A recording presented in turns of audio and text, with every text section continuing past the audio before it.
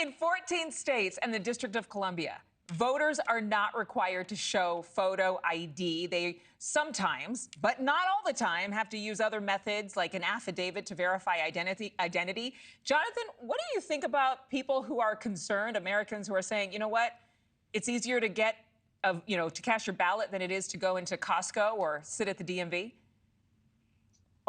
This country obviously has a very, very horrible, sordid history in terms of the discrimination against specific communities when it comes to voting. I mean, we all know that. We've all taken our history classes. And so what I used to say when we talk, I've been doing this a little while, and I remember talking about this a lot during the Obama administration when Obama was running. And I would always say that the voter ID issue is a solution in search of a problem. Their voter ID and voting misconduct is almost non-existent. So the idea of requiring an ID, while most people would be like, oh, you should definitely do it, there's really usually no issue with that. That's usually not where we find any issues with voter misconduct. So what's usual anymore, though? What is normal? What is usual, nothing. Especially after millions and millions of people have come through the border illegally, especially when we've seen the weirdest years in the past 3 or 4 years since 2019, especially when we see a mental health crisis in schools and changing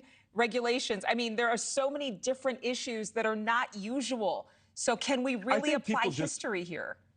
I think they just assume that putting something like that in place would cause so many more ripple effects when there's not actually any data to show that there's an issue with it, that it's not worth it. But I mean, it varies by state. So, I mean, different states have come to different conclusions on that. But, I think if there was massive voter fraud that we were seeing occurring in places where there wasn't ID required to vote, then I think people would be a little bit more adamant about it. But it's like I said, it's usually a solution in search of a problem. I like to just beg to speak on all of these different perspectives. Brian, I'm going to bring you in because I think that for a lot of people, they're being told, yeah, there are these restrictions and illegal processes that are keeping some Americans from voting. And then you have another party saying that there's questions around legitimacy and we need more accountability. So really, there's unity here. Everybody wants to make sure that we have legal and fair elections. Can we agree on something?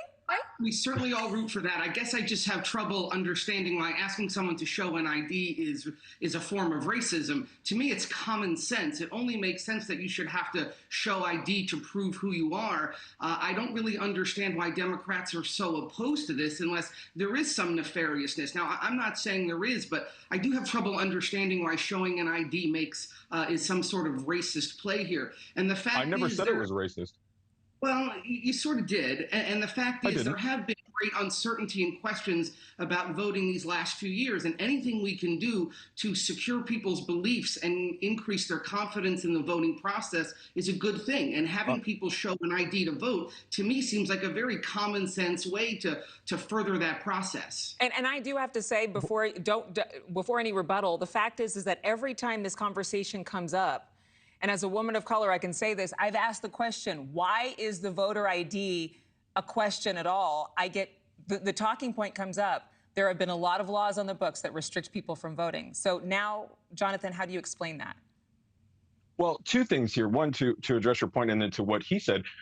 It's important to understand that the uncertainty in our voting process does not come from reality. Much like everything else that Donald Trump does, he lies constantly, thousands of documented lies that multiple news publications have listed in detail. One of those is to try to suggest that there's some sort of issue with our voting. He has convinced a section of this electorate that he did not lose this election, despite the fact, the 2020 election, despite the fact that every time there's been any inquiry into this, it has been proven without a shadow of a doubt that not only did he lose, but that there was no voter fraud or no issue. He's the one on a recorded call saying he needs to find votes so that he can win in a certain state. So if there is any question about voting, please let's check into reality and remember that that comes from Donald Trump, not from the real world. And as it relates to racism, look, I didn't say racism. I said there is no data that shows that there is an issue requiring voter ID to be implemented, which means it's a solution in search of a problem.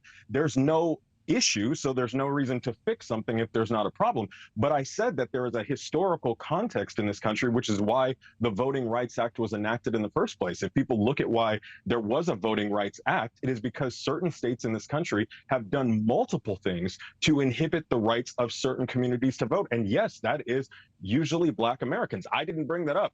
I didn't say that.